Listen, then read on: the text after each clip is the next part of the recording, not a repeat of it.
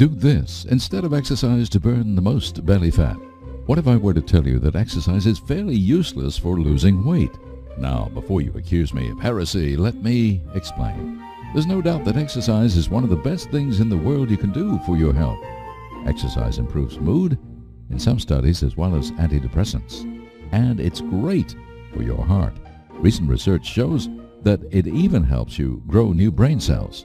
And people who exercise on a regular basis have a lower risk for cancer, diabetes, and heart disease. But weight loss, not so much. Does that seem contrary to everything you've heard? Of course it does. But don't shoot the messenger. Here's the truth. The exercise weight loss equation is way more complicated than we've been led to believe. Let's start with calories. Most people overestimate calories burned during exercise by a long shot, just as they typically underestimate daily calorie consumption. Ditto. Forget what the computer readout on the stair climbers and treadmills at the gym say. According to the Mayo Clinic, even high-impact aerobics only uses up about 511 calories an hour. Walking at a pace of 3.5 miles per hour barely uses 300. You can wipe that out with one medium meal at McDonald's. Heck, you can wipe it out with one big low-fat muffin from Starbucks. Then there's the appetite factor. Exercise makes people hungry, and people often compensate for exercise by eating more. I've seen people at the gym scarf down energy drinks that contain the calorie equivalent of 2 days' worth of workouts. Plus, there's good old garden variety self-deception.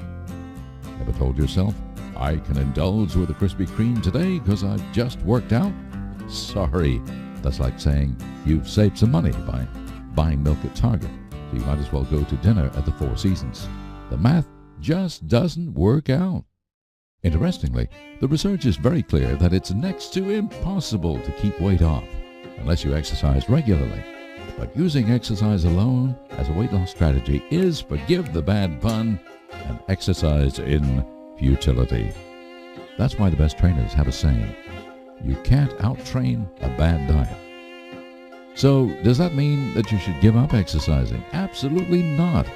But it does mean you should give up the pipe dream of losing belly fat just because you started walking. Belly fat happens for two reasons, both related to hormones.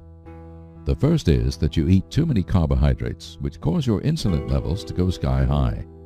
Insulin, also known as the fat-storing hormone, is secreted by the pancreas whenever your blood sugar rises. And what makes it rise the most and stay up there the longest is sugar and processed carbohydrates. Cut the carbs, lower your insulin, and you've removed one of the main causes of belly fat accumulation. The second reason you've got belly fat is because of stress. When you're under stress, your body pumps out another hormone called cortisol, which sends a message to the body to accumulate fat around the middle. The reasons for this are complicated and have to do with the primitive fight or flight response. But the bottom line is that excess cortisol is a signal for the storage of belly fat.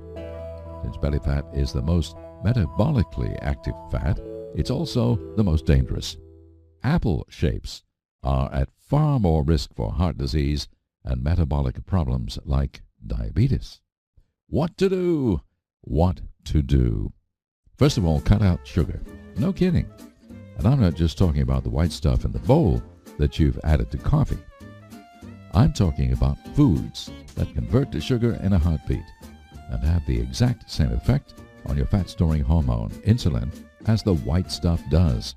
Cereals, breads, pasta, cookies, rice, crackers, and soda. Especially soda. Lowering carbs and boosting protein and fat is the surest and quickest way to get insulin levels under control. And that's the first and probably most important step to losing belly fat. Remember, insulin doesn't just store fat. It also metabolically locks the doors to the fat cells, making losing fat fiendishly difficult. If you want to lose weight, you've got to control your insulin levels. It's that simple. And the fastest and most effective way to do that is to cut way back on carbs, as that is the major macronutrient that drives insulin up in the first place. How ironic it is that we've been avoiding fat all these years, when fat is the one macronutrient that has virtually no effect on insulin. But don't get me started. The second thing you can do is figure out how to manage your stress. This isn't an article on stress management, so I'll leave it to you to come up with how best to do it. Just know that managing stress needs to be on your radar if you want to have a body you can be proud of.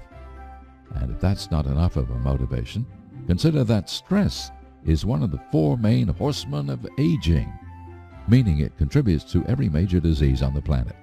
And in some cases, it can outright kill you.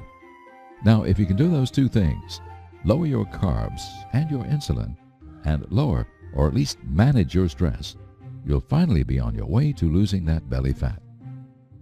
Add exercise to the mix, and you'll turbocharge the results. But do exercise without the dietary chain, and you'll still be jogging on that treadmill a year from now, wondering why nothing's happening. Perhaps most important of all, remember to keep an open mind to new ideas. Always do your own homework, and combine that with common sense to figure out what's best for you.